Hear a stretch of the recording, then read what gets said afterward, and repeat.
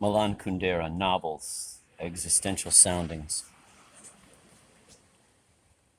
The comical absence of the comical. Dostoevsky, the idiot. The dictionary defines laughter as a reaction, quote, provoked by something amusing or comical, end of quote. But is that so? We could draw up a whole anthology of different kinds of laughter from Dostoevsky's Idiot.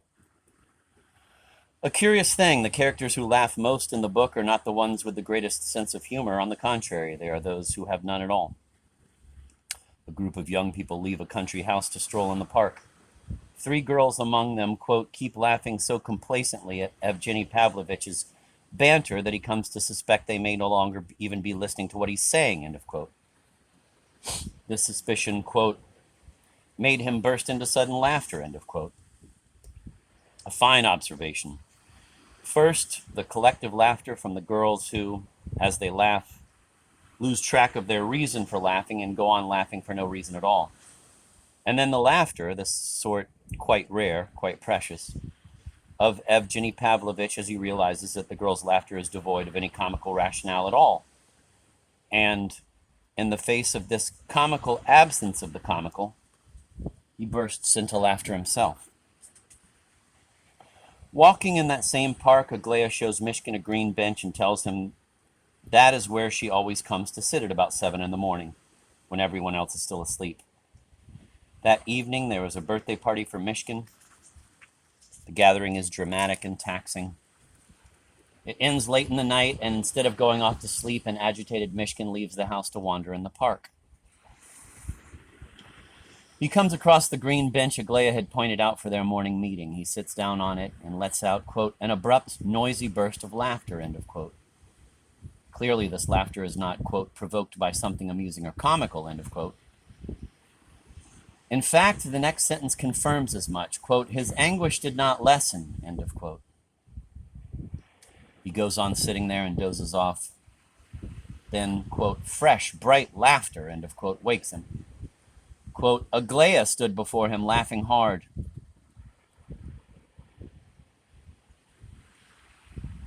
She was laughing and indignant at the same time, end of quote. This was not laughter, quote, provoked by something amusing or comical, end of quote, either. Aglaia is indignant that Mishkin should have the bad taste to fall asleep waiting for her. She laughs to wake him, to let him know he is ridiculous, to rebuke him by severe laughter. Another laugh with no comical cause comes to mind. I remember when I was studying at the Prague Film School, standing about in a crowd of other students, chatting and laughing. Among them is Alois D., a young fellow obsessed with poetry, a nice boy, a bit too self-conscious and oddly stilted.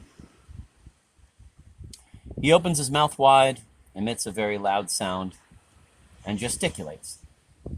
That is to say, he is laughing, but he's not laughing like the rest of them.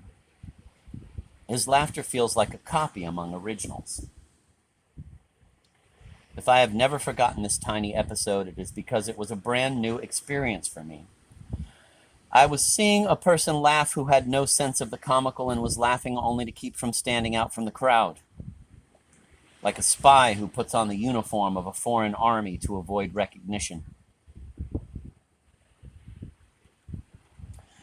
It may be thanks to Alois D. that a passage from Latremont's La Chance de Maldoror affected me so strongly at that same period.